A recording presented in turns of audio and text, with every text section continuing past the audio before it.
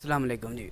आज हमारा जो टॉपिक है वो है टर्न की होम पैकेज या टर्न की कंस्ट्रक्शन कर लें या टर्न की बीओक्यू कर लें। इसमें मैं ये बताना चाह रहा हूँ कि एक बिल्डिंग में आप एक घर बनाना चाह रहे हैं, उस घर में ज़मीन लेने से लेकर बिल्डिंग के मेन गेट तक क्या क्या अखराजात आएंगे, कौन कौन सा आइटम लगेगा, कौन कौन सी क्वालिटी लगेगी, इस सारी एक डिटेल मतलब इसके ऊपर लिख दी गई है। इसके अंदर सारा बीओक्यू डाल दिया गया है, सारी क्वांटिटी डाल दी गई है। ये मैंने एक छोटा सा सैंपल बनाया 5 मरले का।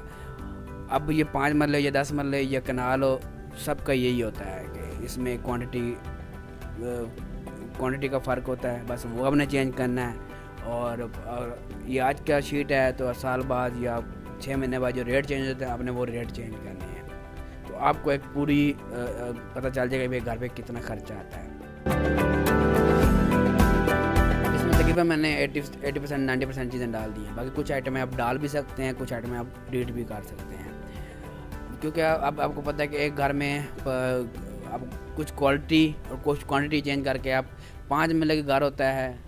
ज़मीन का भी आप अगर सोसाइटी से बाहर ले रहे हैं, सोसाइटी से अंदर ले रहे हैं, तो दोनों का रेट का ज़मीन आसमान का फ़र्क है। इस तरह मटेरियल का भी, क्रश का भी, सिटी का भी बड़ा फ़र्क होता है। मिसाल के तौर पर अगर पिंडी में क्रश हमें यहाँ क्रश मिल रही है 50 रुपए की, तो लाहौर में वो 90 रुपए की जाकर लगती है। ठीक है, तो ये बहुत से फ़र्क हैं। उसके बाद वहाँ टाइलें सस्ती पड़ जाती हैं, लाहौर में पिंडी में महंगी पड़ जाती हैं। तो ये उसके मुताबिक यहाँ मैं इसको सेट नहीं कर सकता रेट। मैं आपको इसमें रेट मैं अपना सेट नहीं कर सकता, क्योंकि आपको पता है कि लाहौर का रेट हो रहा है, कराची का रेट हो रहा है, इधर रेट हो रहा है, बाहर कहीं रेट हो रहा है। तो ये रेट आपको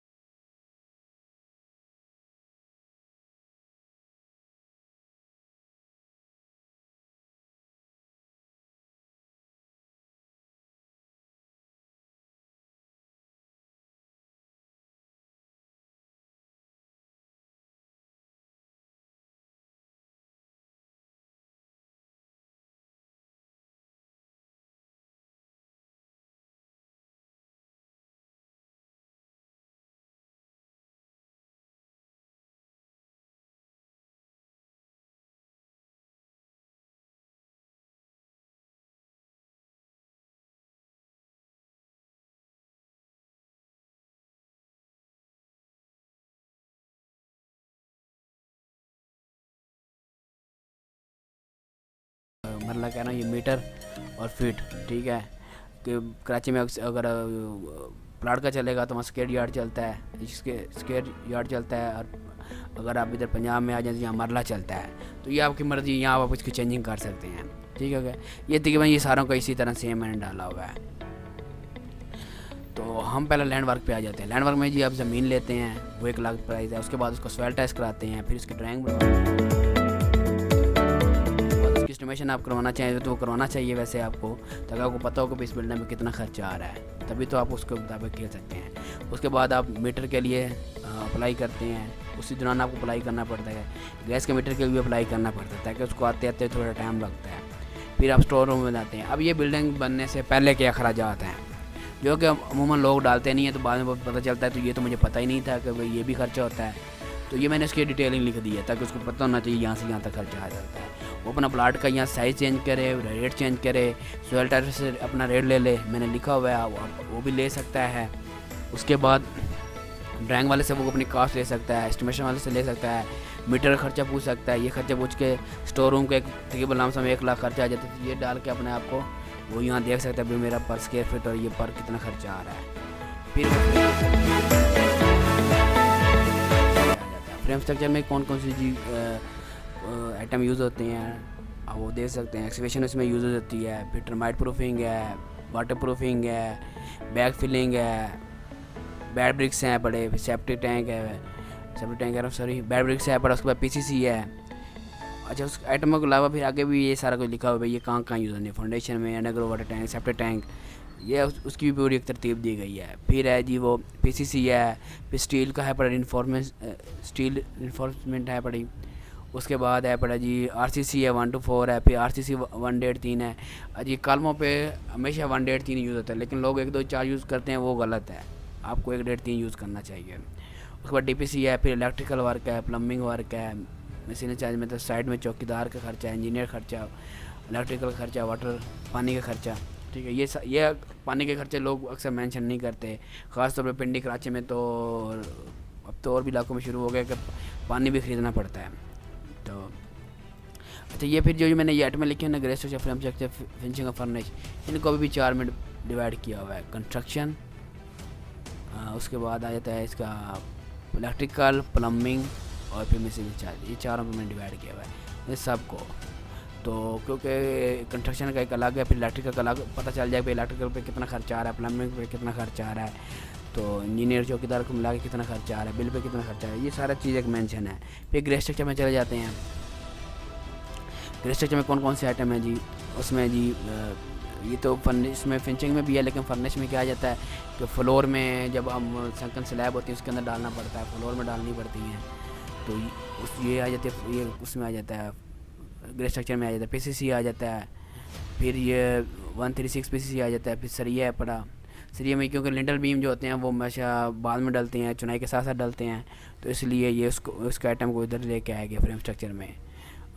फिर आरसीसी है, ब्रिक वर्क है, डीपीसी है, चुकाट है, स्टील चुकाट भी हो सकती है या वुडन चुकाट भी हो सकती है, अगर वो वुडन है तो फिनिशिंग में आ जाएगी। फिर प्लस्तर है पड़ा, कंड्यूट्स हैं बड़े, प्लग है, प्लम्बिंग है, यूपीवीसी है, जीआई है, फिर ओवर वाटर टैंक है, अंडरग्राउंड वाटर टैंक है, सेप्टिक टैंक है, तो ये सारा कुछ मिला के ये खर्चा आ रहा है। फिर इसके बाद इसी तरह फिनिशिंग का आइटम है। फिनिशिंग में जी फिनिशिंग को भी इसी तरह 4 में तकसीम किया गया है। फिर पहला आ जाता है वाटर प्रूफिंग है, ठीक है, उसकी सारी डिटेल लिखी हुई है कि यहाँ उसका कौन सा काम है, यहाँ उसकी डिस्क्रिप्शन लिखी हुई है, क्या कौन सी रेशो यूज़ होनी है, कौन सी चीज़ यूज़ होनी है। फिर डोर है पड़ा, डोर की भी किस्में सारी डाली हुई हैं, मेन डोर और होता है, इंटरनल डोर और होता है, वाशरूम में डोर, फिर जाली का डोर, इसके अलावा और भी पीवीसी डोर भी आ जाते हैं, वो आप डाल सकते हैं। फिर विंडो है, गिलास है, सीलिंग है, कैबिनेट्स हैं बड़ी, स्टील और एंड एसएस है, वो पूरा एक डिटेल दी हुई है अभी कौन कौन सा आइटम यूज़ होता है, वो आप देख सकते हैं। पेंट है बड़ा, टाइल्स है, ठीक है, उसके बाद आ जाता है मार्बल आ जाता है, गिलास है, ठीक है, इलेक्ट्रिकल की पूरी केबल्स, लाइटिंग, पोर्च लाइटिंग की पूरी डिटेल दी गई है। अब यहाँ देख सकते हैं ना कि यहाँ 2 लाइटें हैं बड़ी, ये 2 टोटल 4 हैं, तो यहाँ आपके पास 4 आ जाएगी। फैंसी लाइट 4 हैं, आप 3 भी कर सकते हैं। इससे आप प्राइस आप ऊपर नीचे जब आप करना चाह रहे होते हैं ना, तो आप ये चीज़ें चेंज करके क्वांटिटी को और रेट को चेंज करके अपने आप रेट के अपने जो बजट होता है उसके मुताबिक तय कर सकते हैं। एलईडी बल्ब्स ये सारे लिखे हुए हैं, आप कौन कौन सा लगाना चाह रहे हैं, लाइट स्विच कौन कौन सा लगाना चाह रहे हैं, स्विच और सेकंड कौन कौन सा लगवाना चाह रहे हैं। यूनिवर्सल प्लग कौन कौन से लगवाना चाह रहे हैं, टेलीफोन एंड टीवी सेकंड कौन कौन से लगवाना चाह रहे हैं, फ़ैन, बेल, ये सारी तरतीब है। प्लम्बिंग का फिर आ जाता है पूरी एक, सारे आइटम मैंने दिए हमें इसमें, आप देख सकते हैं। इसी तरह फिर फर्निश आ जाती है। फर्निश में आप ये देखो वो 4 में तकसीम किए और उसके दौरान ये सारी आइटमें लिखी हुई हैं, आप उसको पढ़ सकते हैं, देख सकते हैं। तो अब ये लिफ्ट भी लिखी हुई है यहाँ, क्योंकि अक्सर आजकल पिंडी में, इस्लामाबाद में देखिए घरों में लिफ्ट भी यूज़ होना शुरू हो चुकी है, तो वो भी आप ये फर्निश की आइटम है उसमें देख सकते हैं। तो इसके अलावा फिर फर्नीचर है बड़ा, इसमें वो वाली आइटमें डाली जा सकती हैं कि जो मैंने डाली हैं कि जो ओनर बेचारा नहीं खरीद सकता। अब इसमें फर्नीचर इसलिए नहीं डाला क्योंकि फर्नीचर तो दस्त उसने वहाँ से ख़रीदना और वहाँ रख देना है। ये जो काम होता है ये कॉन्ट्रैक्टर के ज़िम्मे आ जाता है, क्योंकि ये काम खरीदने वाले ने तो ये सारा काम करवाने वाले होते हैं। इस पर एक कारीगर इंसान की ज़रूरत होती है। फर्नीचर पे तो वो वहाँ से बस उसने ढूंढा, उठाया और वहाँ रख दिया, तो इसलिए वो वाली आइटमें नहीं डालनी। बाकी कुछ चीज़ें होती हैं करवानी पड़ती हैं, लिफ्ट का काम करवाना पड़ता है, हब का काम करवाना पड़ता है, वहाँ उसकी सेटिंग करवानी पड़ती है। तो इस तरह की चीज़ें मैंने डाली हुई हैं। तो ये मेरा एक पूरा सेटअप है बड़ा। जो भी आप ये घर शुरू करेगा अगर वो ये चीज़ ले लेता है और उस पर काम करता है तो यकीनन वो अपने काफ़ी जो नुकसान आते हैं, अखराजात हैं, अपने बजट के मुताबिक मुकम्मल कर सकता है। इसको आर्किटेक्चर भी ले सकता है, कॉन्ट्रैक्टर भी ले सकता है, ओनर भी ले सकता है। ये तकरीबन सब के यूज़ की चीज़ है। तो अगर आप ये चीज़ मुझसे वो लेना चाह रहे हैं या ख़रीदना चाह रहे हैं जो भी है, तो आप मेरे नंबर नीचे दिए हुए नंबर पर आप रब्ता करें, तो इंशाल्लाह ये मैं चीज़ आपको प्रोवाइड कर दूँगा। बाकी मैं इंशाल्लाह इसके बाद फिर अलग एक वीडियो बनाऊंगा, वो और एक टॉपिक पे वीडियो बनाऊंगा, तो वो भी इंशाल्लाह आपसे जल्दी शेयर करूंगा।